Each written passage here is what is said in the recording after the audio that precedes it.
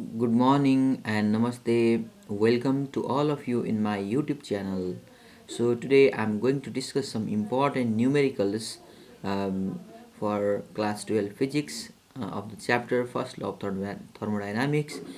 In the first part of this numerical we have discussed few numericals, and now in this section I will discuss some more numericals which are related to the thermodynamics, and they are considered to be very important as well. So here we have a question. We have a question where the question is like this: an ideal gas at a temperature of 290 Kelvin and the pressure this occupies a volume of this. Okay, let us first write down the given quantities. Okay, so the given quantities are, okay, the given quantities are, like the temperature. So we can write that here T1 is equal to 290 Kelvin. Okay, so pressure means let write down it as P1, and P1 is 1.01 into 10 to the power 5 Newton per meter square, and occupies a volume of, occupies a volume of B1. So B1 is equal to, here I will correct it, let us erase this one, and just 1.0 times 10 to the power 3 a meter cube. Okay, meter cube minus 3, 1 into 10 to the power minus 3, this is the volume. Okay, so if its density under these conditions, so at this condition the density is like 0.30 kg per meter cube. Okay, so now it expands at the constant pressure. Now the pressure is, pressure is constant, so that's why P2 is equal to 1.01 into 10 to the power 5 Newton per meter square, because the pressure remains the same. And it expands at the constant pressure to a volume of, means B2. This is the volume B2, and B2 is 1.5 into 10 to the power minus 3 and meter cube. This is the final volume. Okay, so here now what we have to found is that how much energy is added. So, okay, how much amount of energy is added means we have to find the dq. Okay, dq, we need to find the dq, and now it is compressed. Okay, so it is now compressed isothermally. Okay, I will go to this part after some time. So first let us find the dq. Okay, I will show you how to find dq over here. Okay, so the according to the first law of thermodynamics. Okay, according to the first law of thermodynamics, we know that dq is equal to,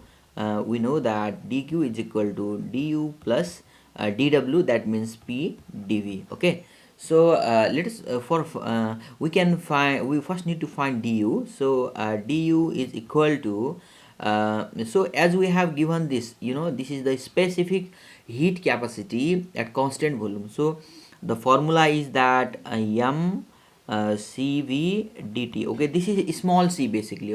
Okay, so do not confuse here, this is small cv. Actually, if you have given the number of moles n, in such case you have to write n capital CBDT, but now here you just need to put the value of m. Okay, so dt means change in temperature. It means that you have to find the final temperature as well. You have to find the final temperature as well. Then after finding T2, for the value of Tt, what you will do, dt is equal to T2 minus T1.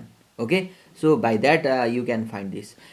So for finding the mass, because the density and volume are given at this condition, from this condition you can find the mass. Okay, and we know about how to find the mass. The mass can be, okay, I will just write over here. I will write here, like mass. Okay, I will find over here. Mass is equal to rho times V. Okay, mass is equal to rho times V. So that means that m is equal to rho means we have given, and that is 0.30, and the volume is like this, because at this volume the density is this. So that means 1.0 10 to the power minus 3. So we have found that mass is 3 into 10 to the power minus 4 kilogram. So let us put this value over here. For finding du is equal to m means 3 into 10 to the power minus 4 into cv. Okay, cv means cv we have given here 7.1 into 10 to the power 2. And now again we need the t2.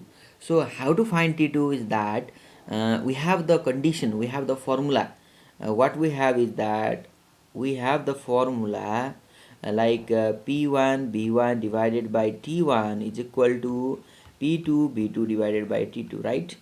Okay, so as the pressure remains the same, we can cut this one, and what we will get then? We will just get that B1 by T1 is equal to B2 by T2. Okay, so let me write down here. B1 means 1.0 10 to the power minus 3, and T1 means 290. B2 means 1.5 10 to the power minus 3, and T2 we need to find. If we solve this, if we cross multiply this, the value of T2 will be found as 435 Kelvin, 435 Kelvin. Okay, so now here for finding the value of du, you need the value of dt. That's why dt means T2 minus T1. Okay, dt means what? T2 minus T1. So the value of T2 is that, okay, the value of T2 is that 435, and the value of T1 is that 290. If you multiply this, and the value of du will be found as, if you multiply these quantities, the value you will get will be 30.9 joule. Okay, this is the value of internal energy that you can find from here. Okay, as we have already found du, now let us find dw as well. So for finding dw, what we can do is that dq means p times dv. Okay, p means p remains the same, so 1.01 divided into 10 to the power 5. v2 means final volume minus initial volume. Final volume is 1.5 in 10 to the power minus 3 minus, and the initial value is 1.0 into 10 to the power minus 3. And if you multiply this, the value of dw will be like 50 joule. You can get the value of dw as 50 joule. Now, okay, so now the amount of heat supplied, now dq will be du plus dw. Okay, so du means 30.9 and dw means 50, so it implies that it will be 80.9 joule, and that will be the amount of heat supplied to the system. Okay, this is the value of dq. Okay, now I think you understood this question. This is very simple.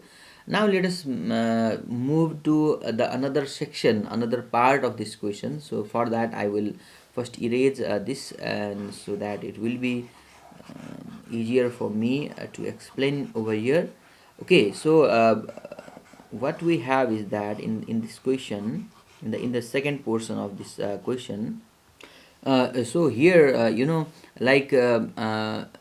it is compressed isothermally to its original volume. Means now after this condition it is compressed isothermally.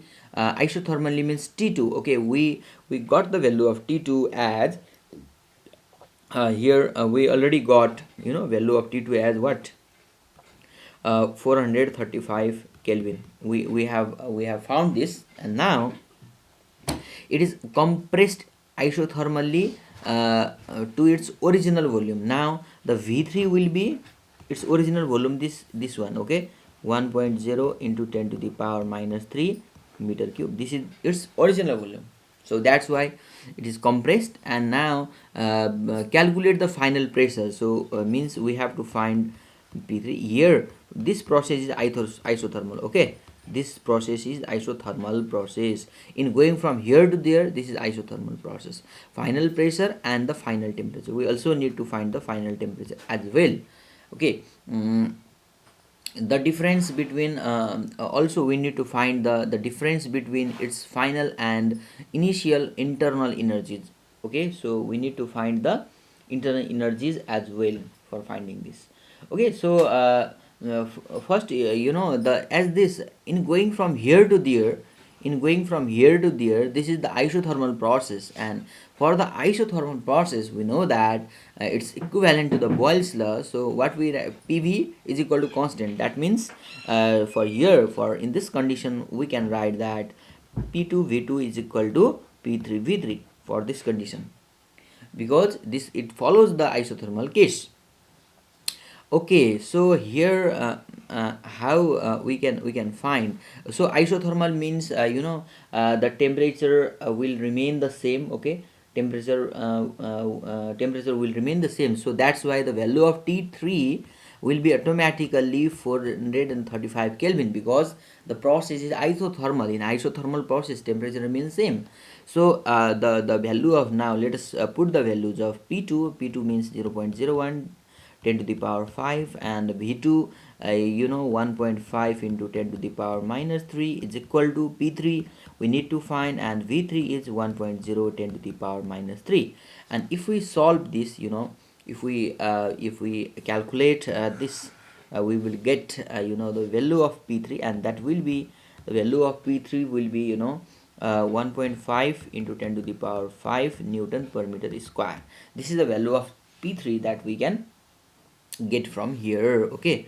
So okay, in the another part, we need to find, like here in the section B, the question asks us that the difference between its initial and the final and the initial internal energies, okay. So actually we have found, initially we have found the value of du, and that du means that is actually u2 minus u1, okay. Actually we have found before this section, we have found the value of du means change in internal energy, and in that case it was u2 minus u3. But now it asks us that what will be the value of final means here u3, and initial means u1, what will be the value of this, okay. So we have to keep in mind that here the from going to 2 to 3, from going from this to this part, okay, from 2 to 3 the temperature remains same. And if the temperature remains same, the internal energy will also remain same, because internal energy is the function of temperature. That's why u2 in this place, u3 in place of u3 minus u1, because u3 and u2 are the same. Why? Because in going from system 2 to 3, the temperature remains the same. So that's why in place of u3 minus u1, you can just write u2 minus u1, and that will be, we have already found its value, that is 30.9 joule. We have already found this, okay. Okay, let us move to another question, and that question asks us that in a certain process 50 calorie of heat are supplied to the system, okay. How much heat is supplied over here? Dq amount of heat, we generally write in thermodynamics, 500 calories of heat are supplied to the system, means dq is equal to 500 calorie. Okay, you can convert calorie to the joule just by multiplication of 4.2, and it will be like 2100 joule. And at the same time 100 joule of work are done, so means the amount of work done is 100 joule. What is the increase in the internal? Very simple question. What will be the internal energy increase? Okay, so change in internal energy, we just need to find that. So from the first law of thermodynamics, from the first law of thermodynamics, we know that dq is equal to du plus dw. It means that du will be equal to dq minus dw. Okay, so dq means 2100 and it means 100, so it will be 2000 joule. Okay, this will be the increase in the internal energy of the system. Let us move another question, and the question asks us that a system absorbs 300 calorie, and at the same time, okay, system absorbs means the amount of heat supplied. Okay, the amount of heat supplied to the system is 300 calories. You can convert calories 300 times 4.2, because 1 calorie is equal to 4.2 joule. That's why so here after the multiplication, the value will be found as 1260 joule. Okay, so okay, at the same time 400 joule of work is done on it. Okay, actually work done, basically work are of two types: by the system, okay, by the system, okay, and on the system, okay. So actually if the work is done by the gas, if the work is done by the gas, we need to keep the plus sign for the work done. But if the work is done on the gas, if the work, external work is done on the gas, you have to keep in the mind this term. Then in such cases the work will be the negative. So okay, so here what you can write, dq we have given, and find the change in the internal energy. So work done means here just minus 400 joule.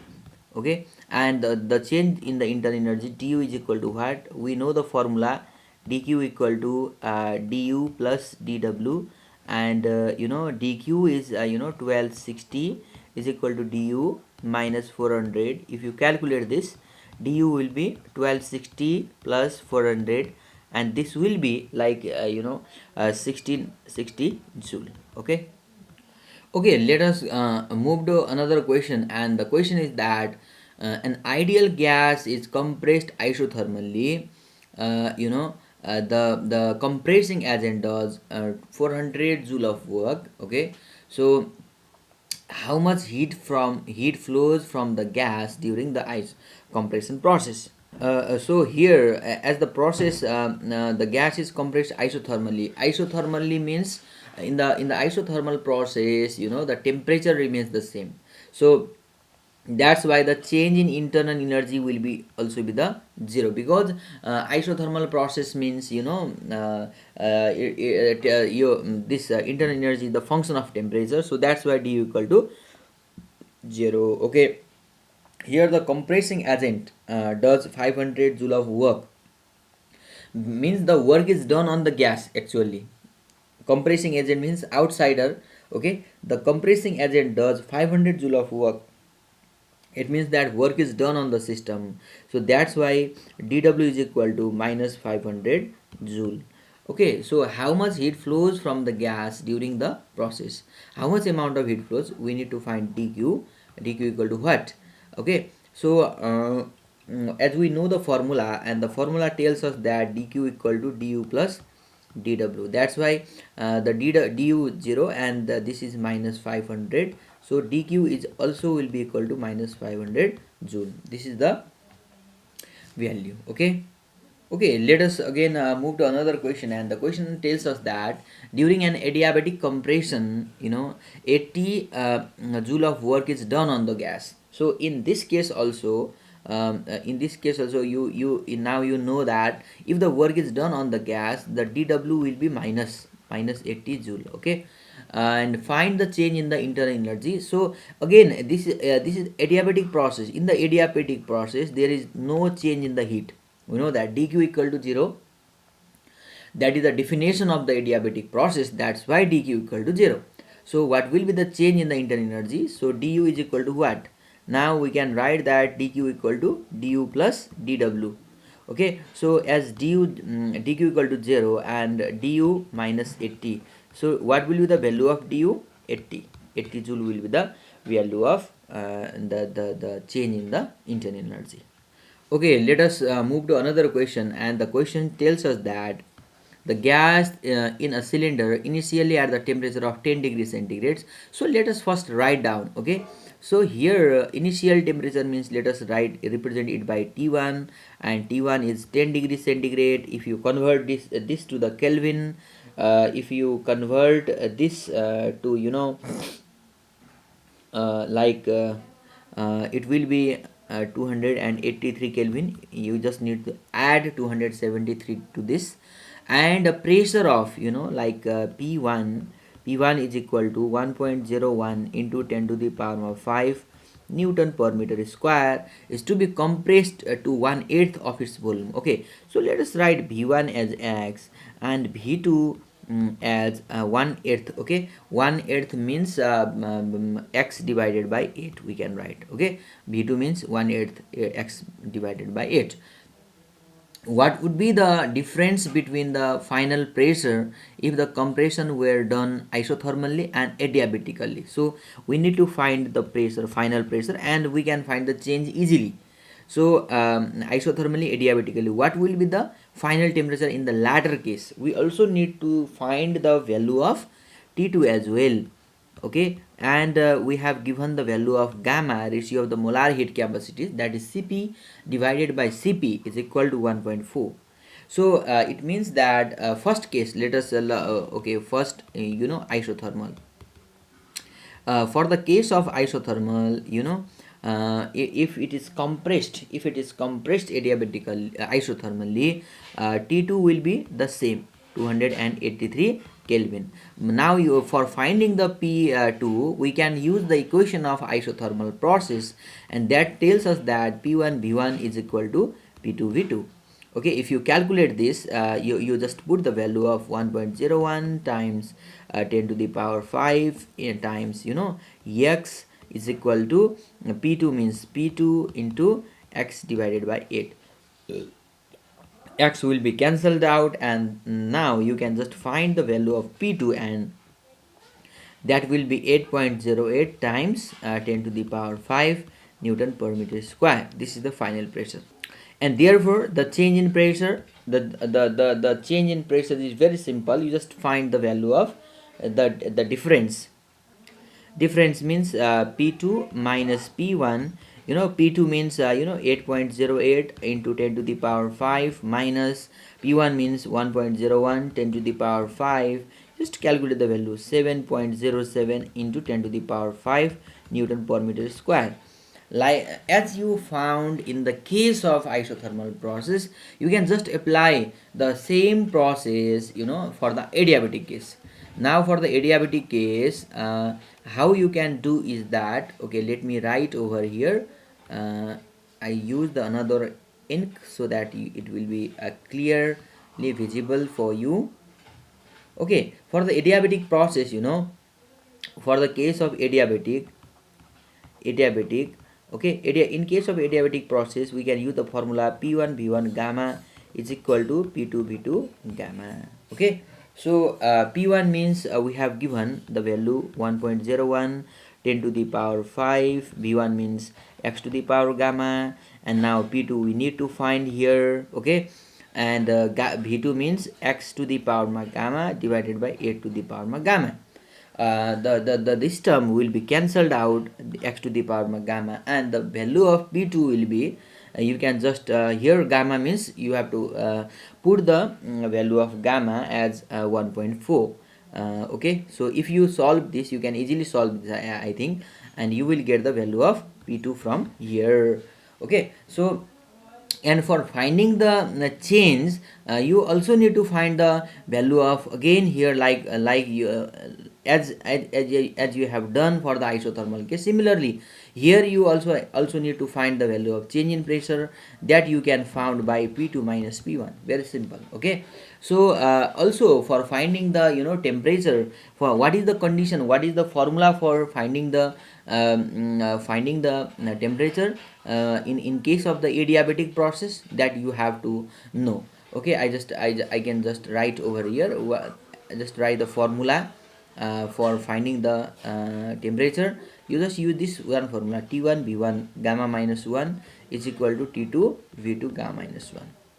Okay, you just like you can just put the values over here. You can just write the value of t1, and that is 283. Okay, so v1 means x to the power gamma minus 1, v2 t2 means you just need to find, and v2 means x to the power gamma minus 1 upon a to the power gamma minus 1. Let us cancel these 2's, and the value of t2 will be 283 into a to the power gamma minus 1. Now you can calculate. It's very simple. Just put the value of gamma as 1.4. Put the value of gamma as 1.4. T2 is equal to 283 times a to the power 1.4 minus 1, and that means 283 times a to the power 0.4, and just multiply this, and you can get the value of T2 very simply. Okay,